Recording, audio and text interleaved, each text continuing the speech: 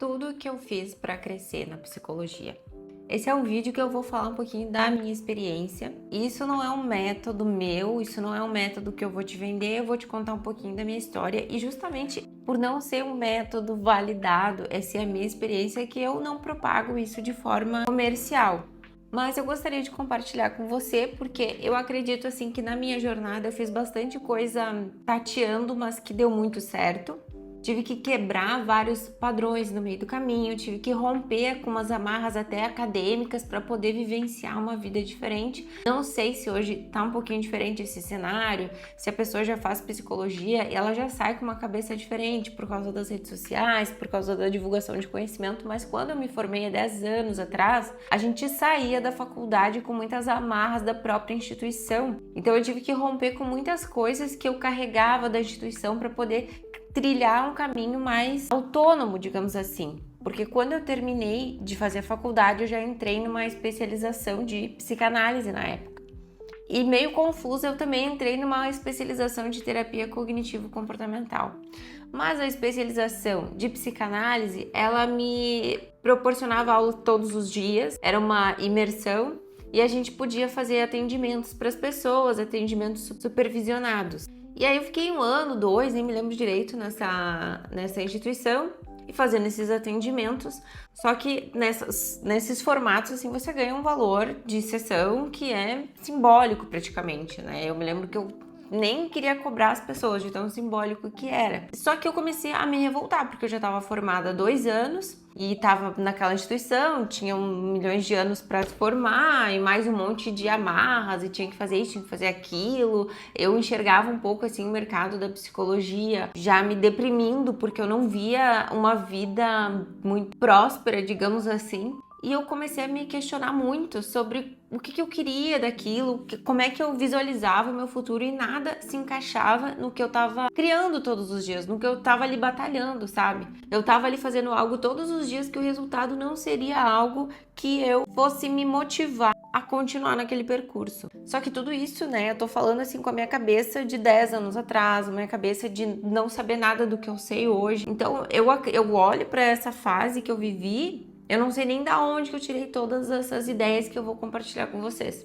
Mas enfim, eu tava nessa instituição e tinha aula todos os dias, tinha seminários, tinha 1000 de coisas para fazer, e toda terça de noite tinha uma reunião com todo mundo para estudo de caso, beleza.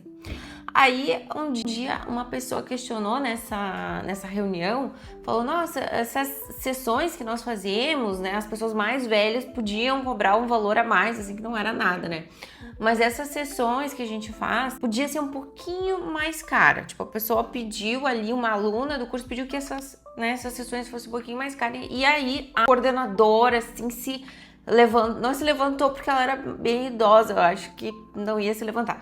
Mas ela falou assim, não, vocês estão numa instituição de ensino, vocês não estão aqui para ganhar dinheiro, vocês estão aqui para aprender, não sei o quê. E aí, na hora eu pensei, cara, eu tô há 2 anos formada. Eu não acredito que eu vou ter que ficar atendendo pessoas de graça o tempo inteiro, e a instituição ainda tinha um negócio meio que só poderia levar pacientes da clínica depois de sei lá quantos anos, uma coisa meio assim. Aí me deu um treco, assim, falei, cara, eu não quero mais isso aqui. Se for fazer isso aqui, eu vou fazer outra coisa. E saí de lá e decidi, tipo, não, eu vou sair desse curso. E beleza. Então, desde que eu tomei a decisão, que eu tinha que romper com todas essas amarras, digamos assim, eu comecei a pensar assim, não, o que as pessoas estão fazendo então? O que os psicólogos fizeram para ganhar o que eles ganham? E eu via muito, aquela minha visão era assim, o psicólogo, ele entra numa instituição, ele tem que fazer artigos, aí ele vai ganhando algum renome nessas instituições, os professores vão encaminhando pacientes, e eu via assim como algo assim muito demorado. Aí eu pensei, não, eu vou dar uma olhada em que psicólogos de São Paulo estão fazendo. Por que eu tive essa ideia?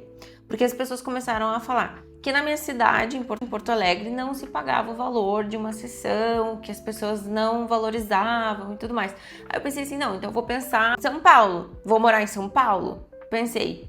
Mas aí eu pensei, poxa, eu não tenho condições de morar em São Paulo. Então o que esses profissionais estão fazendo? Deixa eu lá dar uma olhada. E comecei a mexer no Instagram dessas pessoas, mexer. E aí eu vi que eles faziam sessões online, isso antes da pandemia. Sessões online, por chamada de vídeo. Na hora pensei, meu Deus, Que é isso, sabe? O que eu vou fazer da minha vida? Sessão online, meu Deus. Mas pensei, tá, para eu fazer sessão online, tem toda uma estrutura, né? Como é que eu vou chamar essas pessoas? Como é que eu vou encontrar essas pessoas? Mostrar para elas que é interessante fazer sessão online. Tinha todo esse percurso.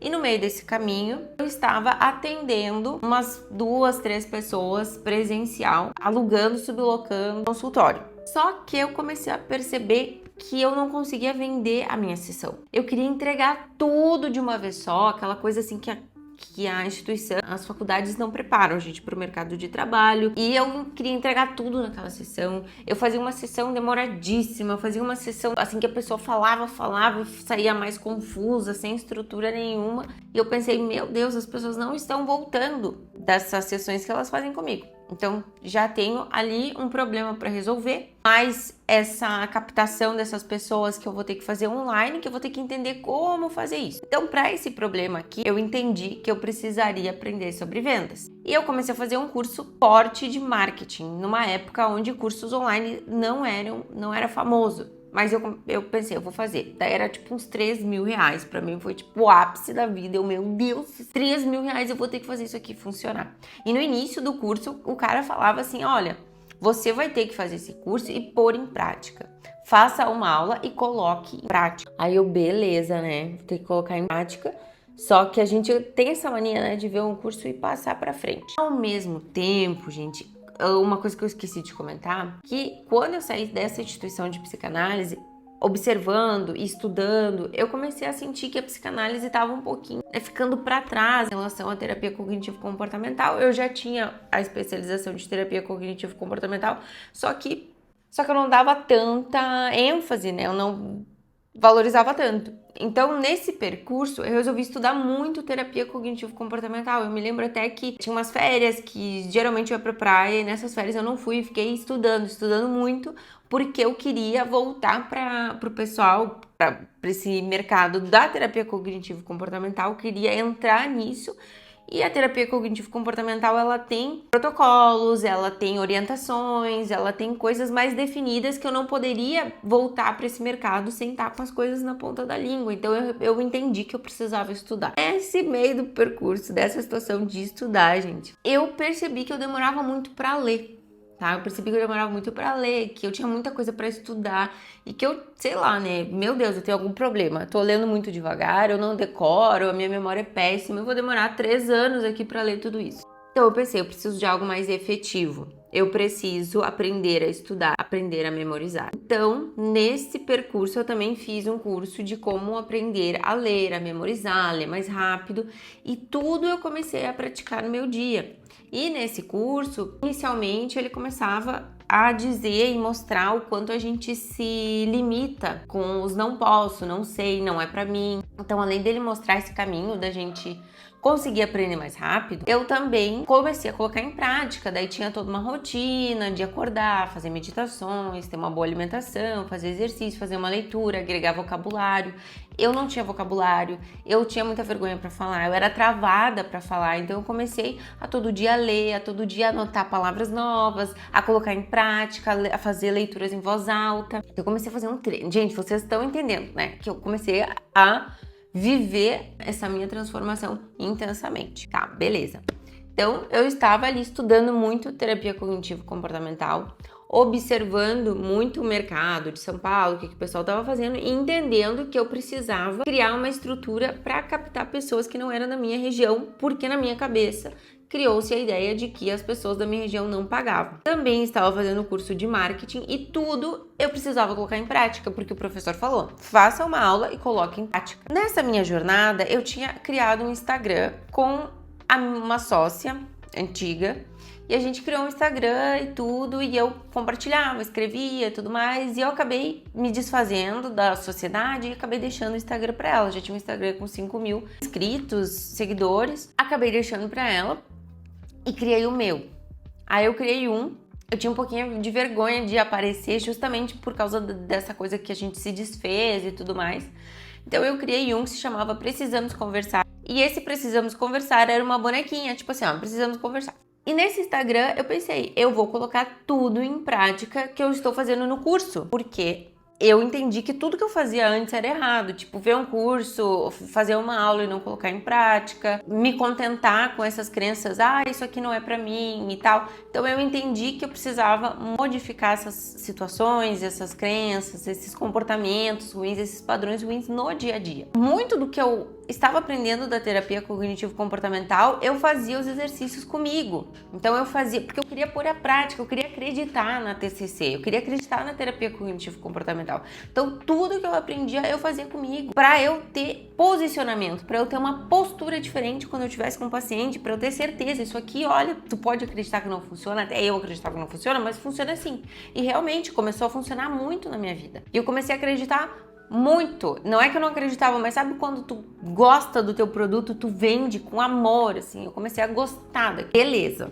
E um ponto que eu tinha esquecido de falar é que eu tinha, quando eu fazia uma especialização de psicanálise, eles me obrigavam a fazer terapia. Eu fazia com uma pessoa psicanalítica. E aí, eu gostava dela, tudo muito querida. Só que a clínica mudou todos os profissionais para terapia cognitivo-comportamental nesse momento também, que eu também tava nessa loucura de mudança. E aí eu disse, não, vou fazer com uma de TCC, porque eu já tô aqui nessa clínica e tal. E eu comecei a fazer com uma profissional de terapia cognitivo-comportamental que eu acredito que ajudou muito nessa minha mudança. Foi uma mudança, assim, que não sei quantos meses durou, se foi 3, 4, mas foi uma mudança muito radical. E aí eu olhava e pensava assim, meu Deus, faz 1 ano, 2 que eu tô fazendo psicanálise, eu me sentia, assim, uma vítima da sociedade, dos meus pais e tal. Eu ficava muito em torno dessas histórias, em torno de comportamentos ruins, nocivos.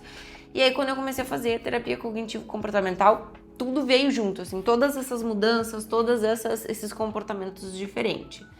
Ok, então eu tava ali com o meu Instagram, que eu não aparecia, mas eu compartilhava muito conhecimento, porque eu tava botando todas as minhas técnicas de marketing em prática. E eu entrei também para uma especialização de terapia de esquemas mentais, que é uma extensão ali da terapia cognitivo-comportamental. Como eu já tinha terminado a de terapia cognitivo-comportamental, a especialização, eu entrei para de terapia de esquemas mentais. Então eu fazia muita coisa, né? Dá pra ver que eu tava assim vivendo intensamente isso e produzindo conteúdo e pensando como é que eu vou criar essa estrutura para captar as pessoas de outros lugares para atender de forma online. Porque ao mesmo tempo que eu queria atender essas pessoas de forma online não era muito divulgado, facilitado. As pessoas não tinham essa coisa do online como se tem agora, depois da pandemia. Antes, eu via que o pessoal fazia isso lá em São Paulo, outros estados, mas na minha cidade não era tão famoso. Então eu pensei assim, tá, criei o meu Insta, eu preciso de opiniões para as pessoas acreditarem, para as pessoas quererem abrir uma câmera para falar comigo. Então eu preciso de opiniões. Para eu criar essas opiniões, eu preciso de um site, preciso de alguma coisa assim. Eu já tenho o Instagram, então eu criei esse Instagram com todas as dicas de marketing, né? Todas as estruturas de como criar um Instagram, quem eu sou, preciso da dica, preciso criar conteúdo útil, Eu tava ali todos os dias freneticamente criando dicas, criando orientações, mostrando que eu sabia do que eu tava falando e eu precisava desses depoimentos. Então, no início eu fiz uma campanhazinha. E eu fui tudo muito tateando, eu não sei se isso funcionaria hoje em dia, eu acredito que sim, mas não com tanta facilidade, né, porque o Instagram era outro Instagram quando eu comecei. Então eu fazia o post e no final eu dizia que eu ia dar a primeira sessão para a pessoa. Então por 2 meses ou 1 mês e meio, eu dava a primeira sessão para a pessoa, tá? Então essa primeira sessão que eu dava, eu fiz bastante sessão de graça, mas eu pedia os depoimentos. E essas pessoas me encheram de depoimentos. Com esses depoimentos, eu comecei a criar os depoimentos no Instagram e um site com todos esses depoimentos, com todas as minhas informações. Então, eu fui criando essa estrutura, esse funil, né, que dizem, ou esse caminho que a pessoa vai fazer na tua rede. Eu comecei a facilitar muito a vida da pessoa que queria me procurar, porque eu vinha dessa falta, por exemplo. Quando eu fazia a minha especialização lá de psicanálise, era tudo muito difícil, a pessoa passava por um processo ali para chegar até um profissional, era difícil, aí o pagamento tinha que ser em dinheiro, era toda uma função e eu tinha um ranço disso, que eu queria fazer tudo muito facilitado para o meu paciente. Então eu criei caminhos muito fáceis de me acessar E eu pensava tudo em como fazer tudo do bom e do melhor pro paciente. Eu só pensava no paciente, como eu queria ser tratada. Eu acho que isso mudou muito o jogo na minha vida como profissional. Mas eu também tinha um probleminha ali, né, que era a sessão que eu não sabia vender. Então eu também entrei muito nesse mercado de vendas, de como fazer uma sessão interessante, como eu conseguir captar o que a pessoa tá falando, trazer essa clareza para ela, mostrar um tratamento para ela. Então eu tenho hoje um processo que eu faço com aquela pessoa e eu vou explicando para ela as etapas. E explicar as etapas de um processo já mostra para ela uma continuidade. Então eu entendi, eu pegava muita responsabilidade para mim, porque todos os psicólogos falavam assim: você não tem a responsabilidade disso, você não tem, tipo, como eu não tenho a responsabilidade? Como é que eu vou botar a responsabilidade num paciente, numa pessoa que não sabe nada de psicologia? Gente, eu acho isso ridículo, E a gente vivia muito isso. Os psicólogos da minha geração sabem do que eu tô falando. A gente vivia isso. E não é assim. Uma coisa que eu achava também, a gente não podia falar nada, né? A pessoa tinha que chegar ali, chegar nas suas próprias conclusões e tal. Eu achava isso ridículo, porque eu, quando eu fazia terapia, a pessoa não falava nada, a gente me angustiava demais. E isso não era bom nem na relação da pessoa, nem pra gente criar uma afinidade, uma dança legal. Não era interessante. E eu pensava assim, não, é minha responsabilidade sim fomentar um assunto, ensinar ela a se abrir, é minha responsabilidade sim. Então hoje eu tenho muito essa coisa do é minha responsabilidade sim fazer uma terapia boa, fazer uma terapia que ande, fazer uma terapia diferente. Porque, não, a pessoa chegou ali e o mínimo que ela podia é ter pensado na sessão. Sim, mas pode ser um padrão dela, não pensar na sessão, não pensar nas coisas. Mas eu tenho que trabalhar a resistência? Sim, mas primeiro eu tenho que quebrar um gelo, eu tenho que conhecer da vida dela, eu tenho que saber, enfim, tá? Isso era um pensamento que eu tinha. Esses mecanismos de busca, eu pensei assim, eu preciso criar lugares para as pessoas me encontrarem. Então eu fui para muitos lugares, tá? Várias coisas que eu podia fazer, tudo que eu podia fazer eu fiz para eu me tornar vista. Plataformas que eu usei plataformas, eu não vou dizer o nome aqui, mas se alguém tiver interesse eu falo, usei algumas plataformas para me divulgar, né? Plataformas que vários psicólogos usam até hoje. Hoje eu não uso essas plataformas, mas já precisei e já me ajudou demais. Fiz site,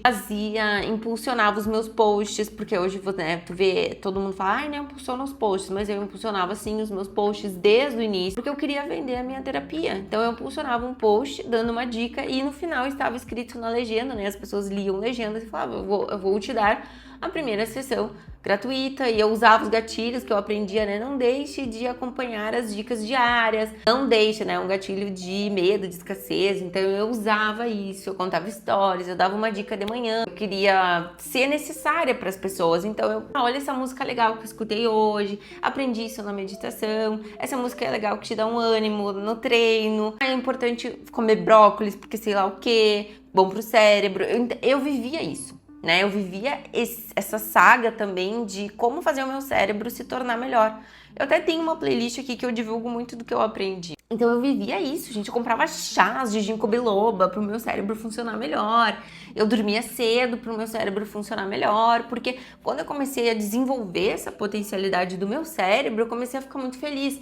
Eu fiz curso de dança para eu me prender um pouco, eu era muito travada, eu tocava teclado quando eu era criança, eu peguei o teclado para aumentar essa minha capacidade, para me desenvolver mais essa questão do cérebro, sabe? Para eu conseguir tirar essas travas. Então eu entrei de cabeça nisso. Às vezes eu acordava de madrugada com ideia de post para poder divulgar no meu Insta.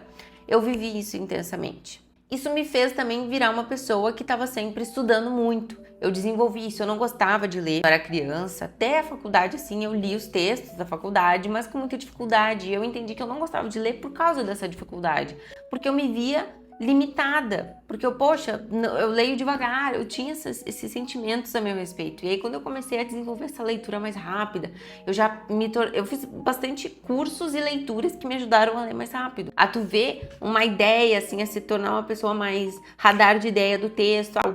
Esse autor, ele fala a ideia que ele quer no início ou no final? No início, então eu já pego no início, eu já vou entendendo o que ele fala, fazer uma leitura dinâmica. Essa jornada me fez criar todos esses recursos mentais, meditação, ter o recurso da meditação, prezar ali por conhecimentos filosóficos também, abrir a cabeça para outros assuntos, também ser curiosas de outras terapias, né?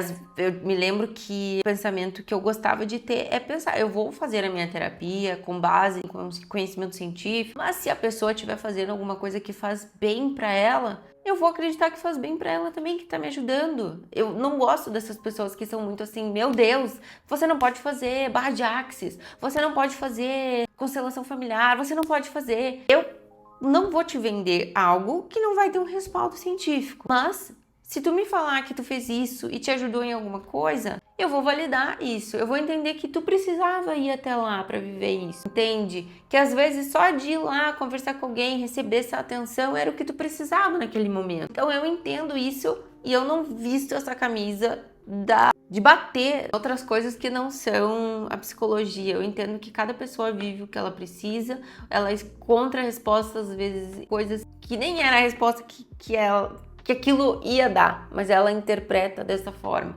a resposta que ela precisava para aquele momento. E todos os meus sentimentos de incapacidade ou de desistência, né, de consistência, tudo. A terapia cognitivo-comportamental, a terapia de esquemas me ajudou e me salvou, né, porque eu praticava tudo em mim. Se algum dia eu pensava, isso aqui não vai dar certo, estruturação cognitiva, não vai dar certo, crenças, deixa eu ver que crenças estão me travando. Então eu comecei a usar ali, eu tô aqui todo dia falando de terapia porque eu sou um milagre da terapia, entende? Por isso que eu tô aqui vendendo isso, porque é algo que eu vendo com a minha integridade. Eu acredito muito nisso, tá? Então, o meu desenvolvimento como pessoa e como profissional, a terapia cognitivo-comportamental fez, assim, uma revolução. E na parte de relacionamento, a terapia de esquemas mentais me salvou também. Porque quando eu pratiquei em mim a terapia de esquemas mentais e vivenciei com os meus pacientes, tudo mudou, porque eu entendi as relações com a minha família, padrões, eu era muito incisiva, eu sabia o que eu precisava quebrar, os padrões que eu precisava quebrar. Hoje eu não teria o relacionamento que eu tenho se eu não tivesse feito a terapia de esquemas mentais, mas com certeza, porque muitos desafios eu vivenciei e tive clareza por causa da terapia de esquemas mentais. Relacionamentos que eu tinha antes, que eu entendi que eu saí desses relacionamentos com a ciência de que eram padrões que eu tinha, que não eram relacionamentos, meu Deus, encontros de almas, não, eram padrões que eu tinha, que eu precisava quebrar, e se eu continuasse naquilo, eu não ia viver um relacionamento feliz. Então, nossa, essas clarezas a psicologia me deu. Então, gente, falei muito, com certeza, muita coisa eu não falei, né? E eu tô fazendo esse vídeo, assim, com uma perspectiva bem diferente, tá? Eu vou continuar fazendo aqui da própria psicologia, e eu tô fazendo esse vídeo abrindo um pouco de algo que eu vivi que eu acho que agrega muito. Esses dias eu atendi uma psicóloga e ela me questionou sobre isso, eu falei pra ela ficou tão agradecida que eu pensei assim, nossa, talvez o meu canal ia gostar de conhecer essa história. Então esse aqui é um vídeo inicial. Se você tiver perguntas, se você quiser saber, se você tiver interesse, se esse vídeo até for um vídeo que agregar valor, eu até conto mais detalhes. Imagina toda uma jornada imensa que eu já vivi, né? Então eu posso agregar muito na vida de quem tiver dúvidas sobre isso. Então esse foi o vídeo de hoje. Um beijo e até o nosso próximo vídeo.